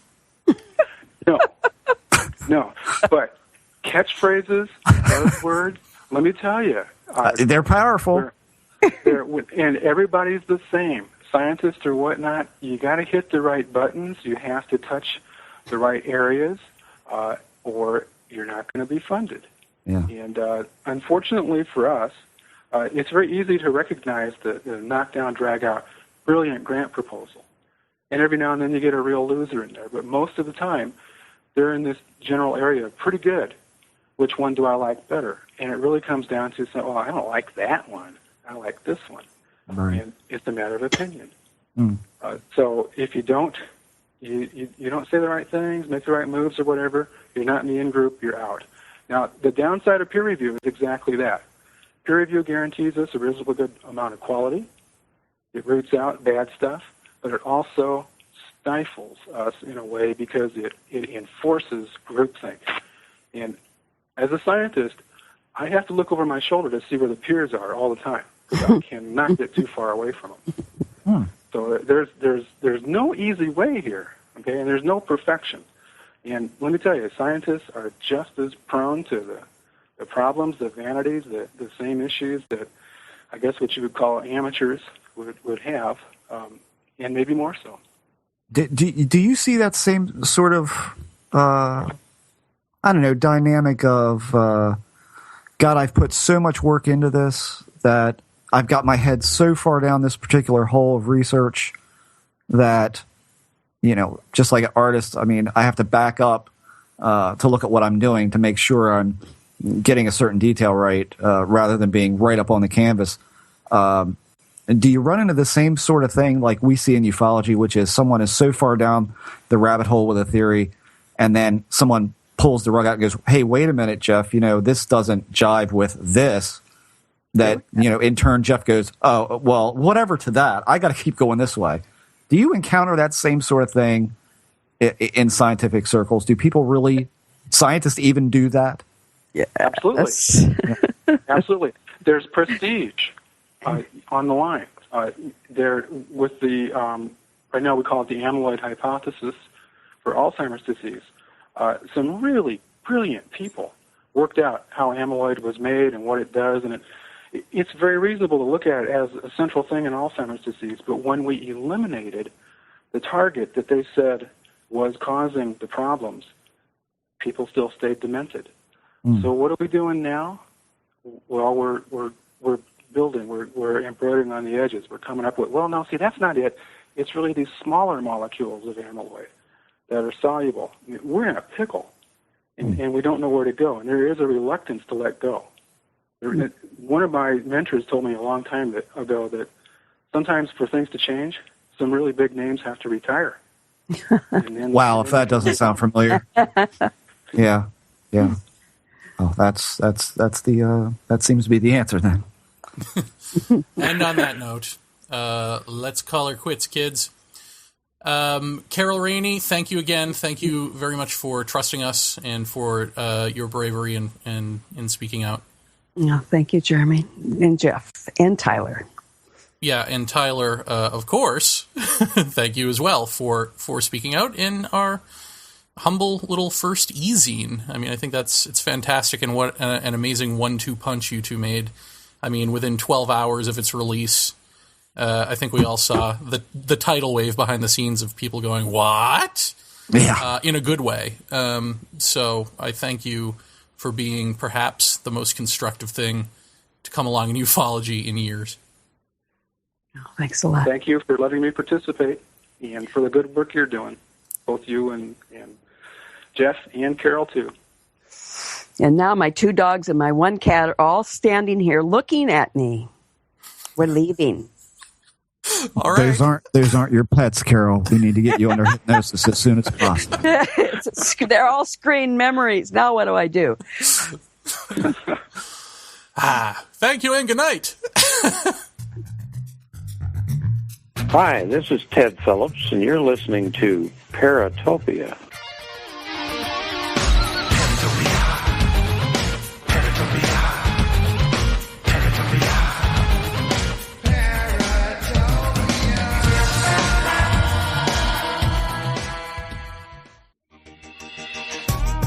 If you record audio for any purpose, chances are you want it to be heard. You want to attract the largest audience possible who can hear your message. That's where we come in. We're CyberEars.com, a revolutionary internet service that will host your audio files and help you promote and track its popularity. Considering hosting a podcast to the world? We have all the automated tools to make the process as simple and easy as it can be. No technical mumbo-jumbo to work out. CyberEars.com does all the work for you. You record it, we take care of the rest. So don't delay. Go to CyberEars.com today and register for a free trial account. Upload your audio files and get heard. With CyberEars.com, it's your audio on your terms. So the Jeff. So the Jer. Was that everything I billed it to be in the beginning of this show? Oh, we don't overstate on Paratopia. And more. I went back and listened to Dr. Lilienfeld's episode today. Mm-hmm. And, he talks about peer review in much the same way. It's uncomfortable, it's hurtful, et cetera, but it's necessary. And it seems like such a basic place to start, peer review. And yet I know that when I first was all wide-eyed and bushy-tailed in this field and started saying, what about peer review, everyone? Everyone said no. Right. So how do we even get something like that started? Well, here's what was interesting about the Lilienfeld episode also, and I don't know if I caught this the first time around. He had said about Jacobs, he should submit his stuff to peer review. And I said, basically, well, what psychological journal is going to review alien abduction work without turning it into a laughingstock? And he said, well, that's definitely a problem, blah, blah, blah. But he said he runs a journal, and if it passes muster with them, they pass it off to be peer-reviewed. Right. So we could always go back to Dr. Lilienfeld if anyone, wants their work to be peer-reviewed in a psychological journal. There's your man. Yeah. Well, yeah, I'm sure it has to pass a certain chain of command when it comes to that kind of. You're not going to write directly to the National Psychological Association and get them to review anything. It's going to have to work its way up through the ladder, which is a good thing, I suppose, because the more eyes you get on it, the better off it's going to be. But as far as what you were talking about, as far as peer review being employed in this field, I think much like Dr. Kokjohn just said, it's going to be an uphill battle to get anything like that done. I mean, let's take a step back from abduction for a minute and look at just the nature of a sighting report. A local MUFON guy gets a call. There's a sighting report accompanied with video that, on the face of it, at first blush, is pretty astounding. And then invariably, that unknown MUFON peon will get a call or an email or what have you from either some upper echelon at MUFON or a bigger name researcher wanting to examine the pictures, look at the photographs, speak to the witness maybe. And nobody's talking out of school here because this has happened to me. You'll find out in no short order that those people will not talk to you. They will not give up that case because they all of a sudden have I don't know if you call it like a proprietary ownership of that case. They become very closed off. They'll only talk to certain people, only share data with certain people. It's not the wide open field that, say, medicine would be, or any sort of scientific discovery would be. I'm sure that when you go to the abduction cases, I'm more than sure, in fact, that there are researchers out there who find someone who has direct recall experiences, and they're told right off the bat, either A, you need hypnosis, or B, I just want you dealing with me, because there are other unscrupulous people out there who will not lead you down the correct path to help or to resolution or to integration. And so it's just as tight. And so I think the one thing that needs to be dissolved is this proprietary ownership thing. But to do that, one has to jump the big hurdle, which is cash. And I mean, well, there's a bigger hurdle first off before you even get to all of that. I mean, you had asked the good doctor about, whether science was paying more attention. Hey, these kids are getting their act together. And he said, right. Right. And then he, talked about money and all that. But in the Lilienfeld episode, he said a couple of things. He said one thing, he definitely made the difference between academic psychologists and practitioners. So that when we were talking about hypnosis, he said, well, academics will say that hypnosis for memory retrieval, it'll be unanimously bad idea. Right. Practitioners, there will be a little more not sure.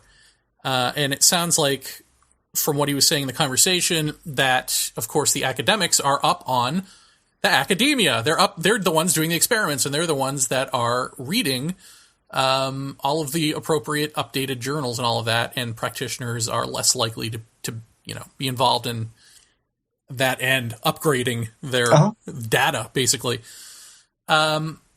So you couple that with, I was just thinking as I was listening to it, the fact that here's a man who knows all this stuff about psychology. He knows all about delusions. He knows about how the mind works to the extent that one can, et cetera, et cetera. So you take a person who knows all about human psychology and knows what the brain is capable of in ways that we are not educated to know, and you put before him non-peer-reviewed books, that contain bad research. How naive of us to even think that someone like that is going to go, yeah, I'm open to this. What is in it for him to even consider it beyond the money? Beyond it, before you even get to how do we fund this, let's get to how do you even approach this in a way that makes sense to that clique of people, that there's something there beyond human psychology and bad research. Well, I don't know that you do. So all of that is also, can I just say part two of that is, so for the people who are saying, as I've seen a little bit of weariness out there about, well, with these articles now, where, if we destroy these works, then, skeptics in the outside world, they're just going to poo-poo all of this. Right. Again, it's naive to think that it wasn't poo-pooed from the word go because of this research. Right. Not because we're calling it out. Because of the research coupled with the education about how the brain works. Right. Well, when I'm referring to money, I'm referring and ego, and I'm also, that's what I'm talking about when I'm talking about people not being forthcoming with research that they've done or a case thus so far that's been explored or not explored, and in what direction. This has been one of the big hurdles for people getting a hold of data to start with. It's that's a tough thing in and of itself, is to get the data where it needs to be from the start. So if you follow what I mean by that, it can't go into conclusion before it's passed off to someone to peer review. Basic data has to be gathered. Basic protocols have to be followed. And if they're not, then essentially whatever that base level researcher is doing is effectively worthless for peer review. That's a big thing. The sharing is a big deal. As far as getting, any kind of mainstream movement on this, I think that the people in the mainstream who are interested in it, like Tyler has expressed an interest in this, I think that's what you're going to have to have under your belt to say, okay, Dr. Kokjohn, can you take this data to someone and see what they think? We're going to have to work with what we've got. As a whole, this scientific community, quote unquote, is not just going to do an about face. They're going to have to be intrigued enough to want to look into it. And then, of course, someone's going to have to be intrigued enough to fund that. There are all sorts of problems in implementing any kind of peer review. Number one is the proprietary. Number two is the ego of whatever researcher's involved in it, which I never quite understood. I never really understood that proprietary nature. I can understand being protective of your work. Every scientist, I'm sure, is protective of his work to some degree. But ultimately, you got to have more than one set of eyes to call it. And that's not happening in this field, not on any front. Forget abductions. I mean, even when it comes to photographic evidence or whatever, there is no peer review of all of that stuff. So, and that's going to be hard to set up. I mean, that takes infrastructure and planning and organization, and this field exhibits itself as anything but that. Yeah. The other thing I just want to say, and I might have said this in a previous episode, but I don't think I've emphasized it, and maybe you'll disagree with me, but I think we've been a little too hard on hypnosis the early days, in a way, because if there's no agreement between academics and practitioners, then really the tide of, well, hypnosis is absolutely wrong for this. That tide didn't turn until the 90s. So you can't really, even if you had misgivings about hypnosis all along, you can't really blame Hopkins or Jacobs for wanting to use it originally when, for instance, Hopkins was trained by a couple of psychologists, right? So how do you, I mean, if a psychologist is training you to use hypnosis, and I get that, you don't get the psychological training that goes with it or any of the training, any of the education about mental health and all of that stuff. I get that. Right. But just hypnosis as a tool, I don't think the door was shut on that until the 90s. Do you? No. So I don't think... No. Nobody's ever said anything about they've been wrong from the start. What I said that what they're wrong from at the start is to engage in this kind of stuff when they're not mental health professionals. I mean, that's it in a nutshell. What I think, in my opinion, what you're looking at is therapy. But I don't think they knew that. You know what I mean? Like, I think if you're being trained by a psychologist and that psychologist is not telling you, you know what, you need to be a psychologist to do this, then how would you know? Yeah, certainly you can't blame ignorance of not knowing. I mean, no, of course not. Of course not. But let's, again, say that, since the 90s, this has been heavily debated, questioned, and suspected of not being all that safe, all that accurate. Yeah, I mean, this has been quite a while now, and it's to my knowledge, is probably still being employed everywhere across ufology. Hopefully it's starting to wane a bit with all of this stuff that's come out about it. But no, you certainly can't point the finger and say, you started this. And no, because nobody really knew. I mean, the only thing I can say about it is if you're going to engage in some kind of practice that involves the mind at all, I can't understand why a therapist of some kind wouldn't say, this is, I mean, from the get-go, okay, why would hypnosis not be under some sort of regulatory practice? That doesn't make any sense to me. Well, here was the other thing that Lilienfeld said about that, which isn't a whole answer, but it's a part of an answer, which is there are no consequences for abduction researchers because they're not a part of, the American Psychological Association, the APA. So, I mean, even if the APA were to make it illegal for their members, it's not, you would need like an actual law made by Congress to make it illegal. Right.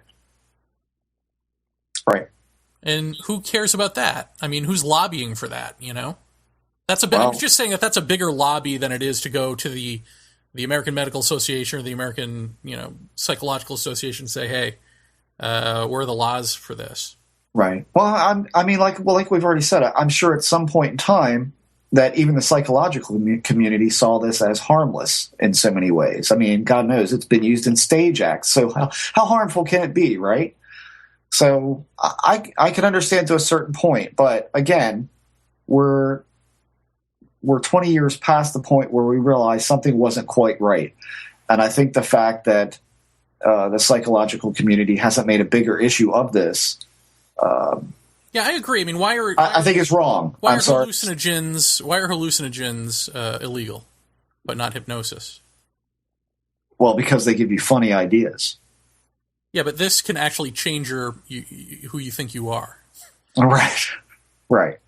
Well, some would argue psychedelics do the same thing. Well, then there you go. Then this should be illegal too. I mean, I'm just saying, going on that basis. Yeah. it's just kind of silly. What else?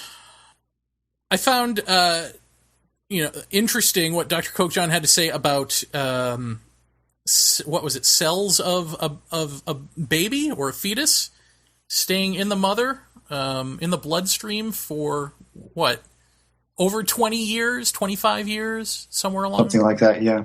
I mean, so why not get someone like a Kim Carlsberg who says she's a puppy mill for aliens, get a milliliter of her blood and give it to him and see what happens? I mean, would I wonder if abductees would even at that point step up to the plate, or if they would shy away because this could disprove what they believe themselves to be? Well, that's the $10 million question.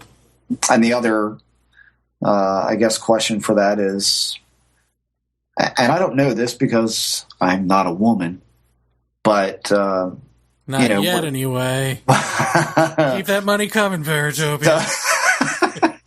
Don't count on it, Vaeni. The other half of it is how many pregnancies that aren't acknowledged by a doctor, but of course, the home pregnancy test has gotten to the point where these days it's as accurate as the doctor's test. I just saw a commercial for one last night, 99.9% accurate.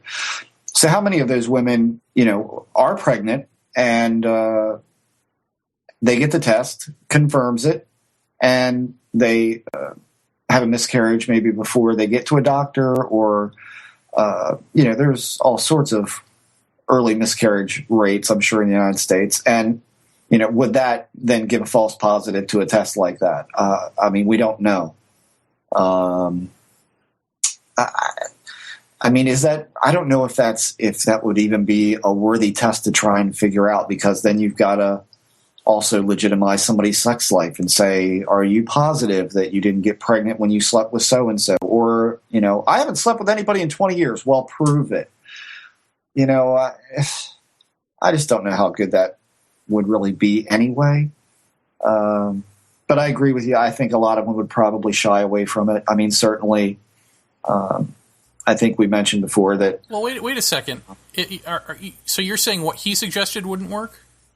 Well, I'm not saying it wouldn't work. Because what I'm saying is, isn't the whole hybrid thing that they're mixing alien sperm with fetus, whatever, and then... So that's what would be in her system. So there would be like hybrid sperm cells in her. I don't know if it's always the sense that a hybrid is implanted and then grows as a human, or I don't know the whole sci-fi story here. I've heard it both ways. I've heard it that So for those people, we could prove either way. You might be able to prove it that way if there's something in the cells of the fetus that is clearly not human, but is something we can't identify. Yeah, now that would be valuable, sure. But just in the sense of, was she pregnant, now she's not, that doesn't really do much for anyone, I don't think. But again, I don't know.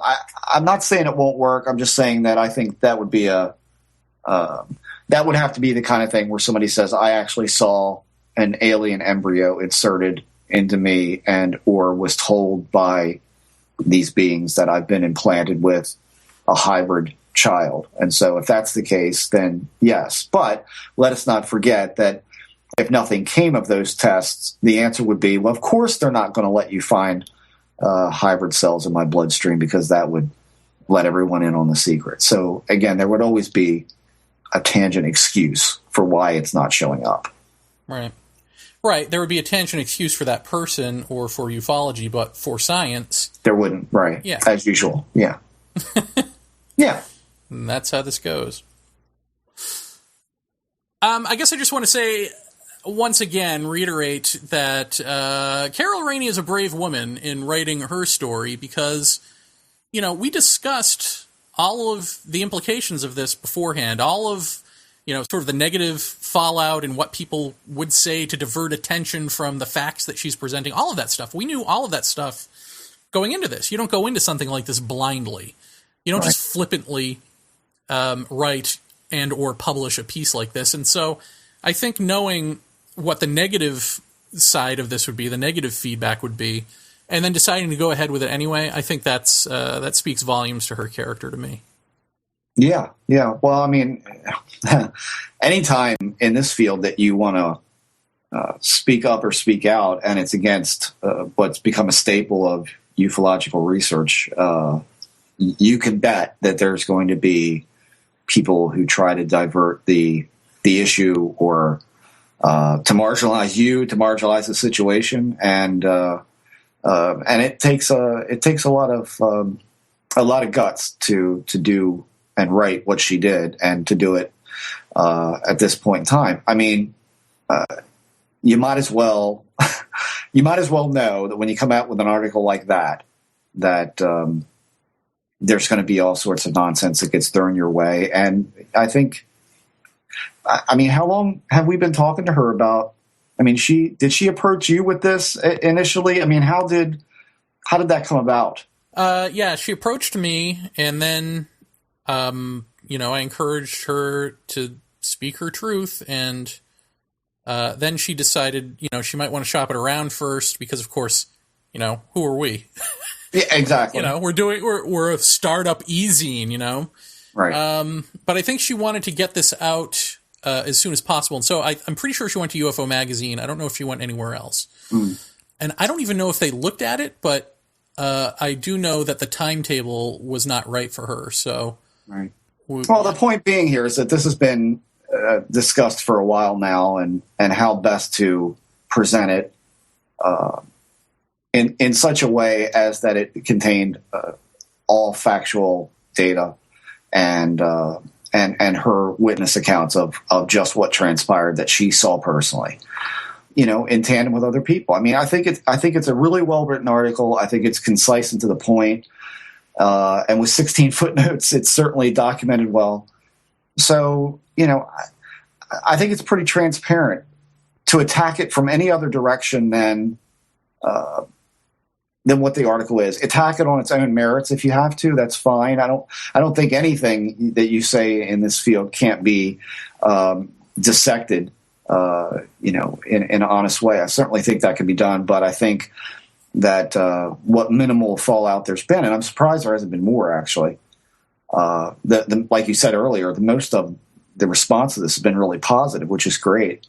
It's unfortunate that people try to tear it down because, it's the ex-wife, like you mentioned before. All of that stuff doesn't really address the issue. It's just shoot the messenger crap, and haven't we all had enough of that? Apparently not. No, apparently not. No, I mean, when in doubt, divert. Right. But why? I mean, I don't even know what people are protecting at this point. I don't understand. I don't know what they're afraid of. Well, again, it's a belief system, and it's. I mean, I always refer back to the Meyer case with this kind of thing, because you get almost the same kind of venomous attacks on your person rather than what you're presenting, and that you always can identify that kind of attack with the tearing down or attacking of a system of belief that's been built upon for now a very long time. And as I said in the interview, this is not only about this stage of ufological research. There has been other things like a house of cards built upon the foundation that this has, the precedents that this has set. And so it's a domino effect. And so you're not only getting it from one area of research, but you're going to get it from several others. Across the board, several different house of card beliefs as you go, up the totem pole. So, that's the big problem. And again, I'll state that had it been critically examined from the get-go, and possibly might have been taken with a larger dose of salt than it already was being taken with, we might not have had this kind of thing now to deal with, where it's just, the house of cards is toppled over, and now we're left with 52 card pickup. So I don't know. I mean, there's no easy way to get around that. It's the equivalent of, dissecting a long held UFO case. I mean, look at Roswell. Look at how that happens. You've got a witness to Roswell who tells this fabulous story of, your father talking to two little aliens, and there's debris everywhere, and then all of this builds upon by way of myth making, and gets built upon and built upon. Books are written, deathbed confessions are made, and then oops, that first guy that all of this kind of hinged upon turned out not to be true, because they found out later on it wasn't true. His story wasn't factual, and he didn't live in that area. And no matter what, the unfortunate part is that story still hangs around. And again, look at the Meyer case. I mean, it's been shredded just to bits. And there are still people today who will front that as the most documented, UFO case in history, most well-proven, untouchable. That's a belief system. That's no longer a matter of checks and balances. Mm-hmm. Well, and as far as checks and balances go, I do want to, and I think I said this last episode, but I want to reiterate it because I think it bears repeating. When you do a magazine like this, when you do something that is just a bombshell like that, you can't do it for exploitative purposes. Let's put it that way. Especially when you're a startup like we are, you can't really afford to be wrong in any way that is completely willfully your fault. And so to that end, Carol not only showed me her, the video from her documentary on the Linda Cortilli case, but sat me down one night at dinner and went over all of the documentation. So I've seen the letters from the psychologist about Dora, or whatever her name is, the one woman who, and all those back and forth notes to Bud. I mean, I saw all that. So I know that stuff exists. It's not just that she footnoted it. I've seen it with my own two eyes. So I just want to reiterate that, because I know that, I'm a jokey guy and whatever, comedy guy or whatever. But when it comes to this stuff, you don't want to screw up so badly that you can't show your face in public. Right. And certainly I don't want to hurt anybody, I certainly don't want to destroy anyone's career or anything like that. I just want to get to the truth, Yeah. And so we did our homework. You can't even hide behind, we didn't do our homework, we're just trying to capitalize or sensationalize or any of that sort of nonsense. It just ain't true. So I'm just throwing that out there one last time. Again, and I've said this before umpteen million times, you either care or you don't. I mean, that's it for me. You either care or you don't. And if you care, then you're interested in dissecting, finding out, following up, and investigating claims that are made out there in the field. And whether it's true or whether it's not becomes irrelevant. It's about, I've got to know. And I've got to know because I want to know what's going on with me in my own personal situation. And that's it. And I think if people can't get that through their thick skulls at this point, that there is a general concern and care for the topics we talk about, then, I don't know what more we could do, at this point. Unfortunately, I think there's too many people in this field that do try to capitalize and really don't care and view it more as a business, and that's unfortunate. But the field is rife with them, and perhaps that should be another point to be looked at. I don't know how you're going to stop a capitalist society from capitalizing on the work that they do, which certain people do deserve to be paid for writing a book or producing a magazine or whatever. I mean, that's a wholly different matter. I'm talking about the research itself, needing to be open and free and kind of unshackled from the saleability, I guess. I don't know how you do that, but you got to care. And if you don't care, then you really shouldn't be involved. Yeah, well, you got to care, and you also just can't print any old thing that you want. There are legal repercussions for that. Yeah. If not moral ones. So, I don't know. I just think people who think that you would just put out something like that and rubbing your hands going, oh, this is going to be great, are just completely naive to how that process works. Yeah. But here, I want to end on this note. I'm leafing through this book, Ghost Hunting New York City, by Laura Hladik. I figured we should probably give something paranormal here to this paranormal show. And in here, she's talking about the White Horse Tavern, which I used to frequent when I used to live in Chelsea, which I didn't realize is supposedly haunted by the spirit of Dylan Thomas. And so here we read about this woman, Rosamond Kiefer, who went in there, wanted to see ghosts with her skeptical friend. So she's facing the bar, her friend is facing her.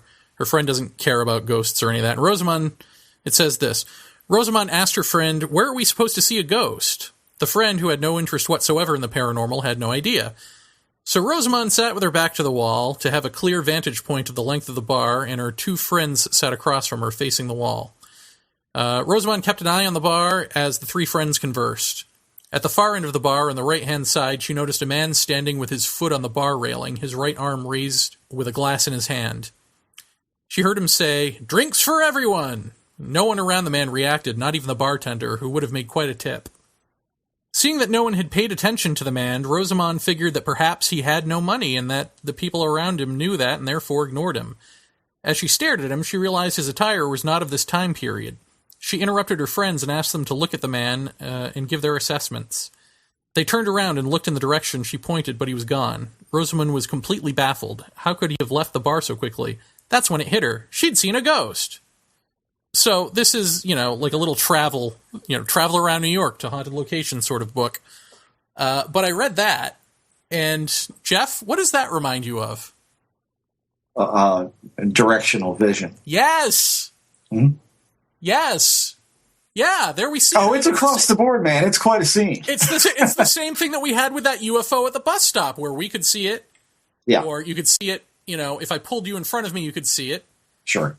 It's the same thing Whitley Strieber said about that alleged clone craft or drone craft, where he had to pull his wife in front of him to be able to see it out the window. In the park, same thing. Mm-hmm. Yeah. So once again, there's your crossover. And this is something that the cookie cutter abduction stuff doesn't acknowledge. Right. That's outlier data. Mm-hmm. That would be outlier data. Yeah. I guess I'd never heard that about a ghost case before. That is directional. Yeah. Oh, yeah. Yeah. Well, and also let's point out Ted Phillips. Same thing. When they see a light at Marley Woods and they get up on their ATVs and make an end run around it, and they're standing right on the hill where this light is, and the people at the bottom of the hill say, "Yes, it's right in front of you," and they see nothing. I mean, there again is that same directional. It's personal. It is individualized, and it's as Lee Townsend said on the program, it's tailor made to that individual. It's a very personal experience. And she wanted to see a ghost, and there it is. Yeah. So, yeah, that's Of course, that point is not made in the book. Right. Well, of course not. No, because that would just give too much of a foothold for a skeptical answer. But yeah, I mean, that's I don't think that's uncommon as far as the ghost stuff goes, of people seeing one person seeing something and the other not, or the other person seeing something completely different, which has happened in UFO circles as well. Yeah, there's a lot of crossover between all of this stuff, and we're probably going to have Dave Roundtree back on again to talk about that sort of thing in a future episode. If I can step back just for a second, I wanted to kind of just mention something about and give a thanks here. As far as this whole hypnosis versus abduction argument, I think that once we had Dr. Lilienfeld on to talk about this in depth for 2 hours one night, I think that you and I could both agree that was when people began to kind of crawl out of the woodwork about the subject and about its pitfalls and the negative aspects of it. And so ultimately, we have to thank again Dr. Lilienfeld for who really, again, wasn't sure he wanted to come on the show at all, stating that he didn't think we'd have a lot of common ground. And to his credit, he came on the show and talked about this. So I think that in no small part, his appearance on this program actually lit the fuse for a lot of people to come forward to us and not so much the notion that I think might be in people's heads is that, we basically sought people and chased people down about this to talk negatively about it. That's something I think that needs to be mentioned, is that the vast majority of people, in fact, all but one, I think, has come to us voluntarily after hearing that episode. And so thanks to Dr. Lowenfeld for doing that once again and helping to reshape all of this. Indeed. Well, the Jeff. Yes, the Jeff. Is that our time? I think that's our time. All right. Until next week, all. Will the magazine be out by then? What? Good night, everybody. Good night.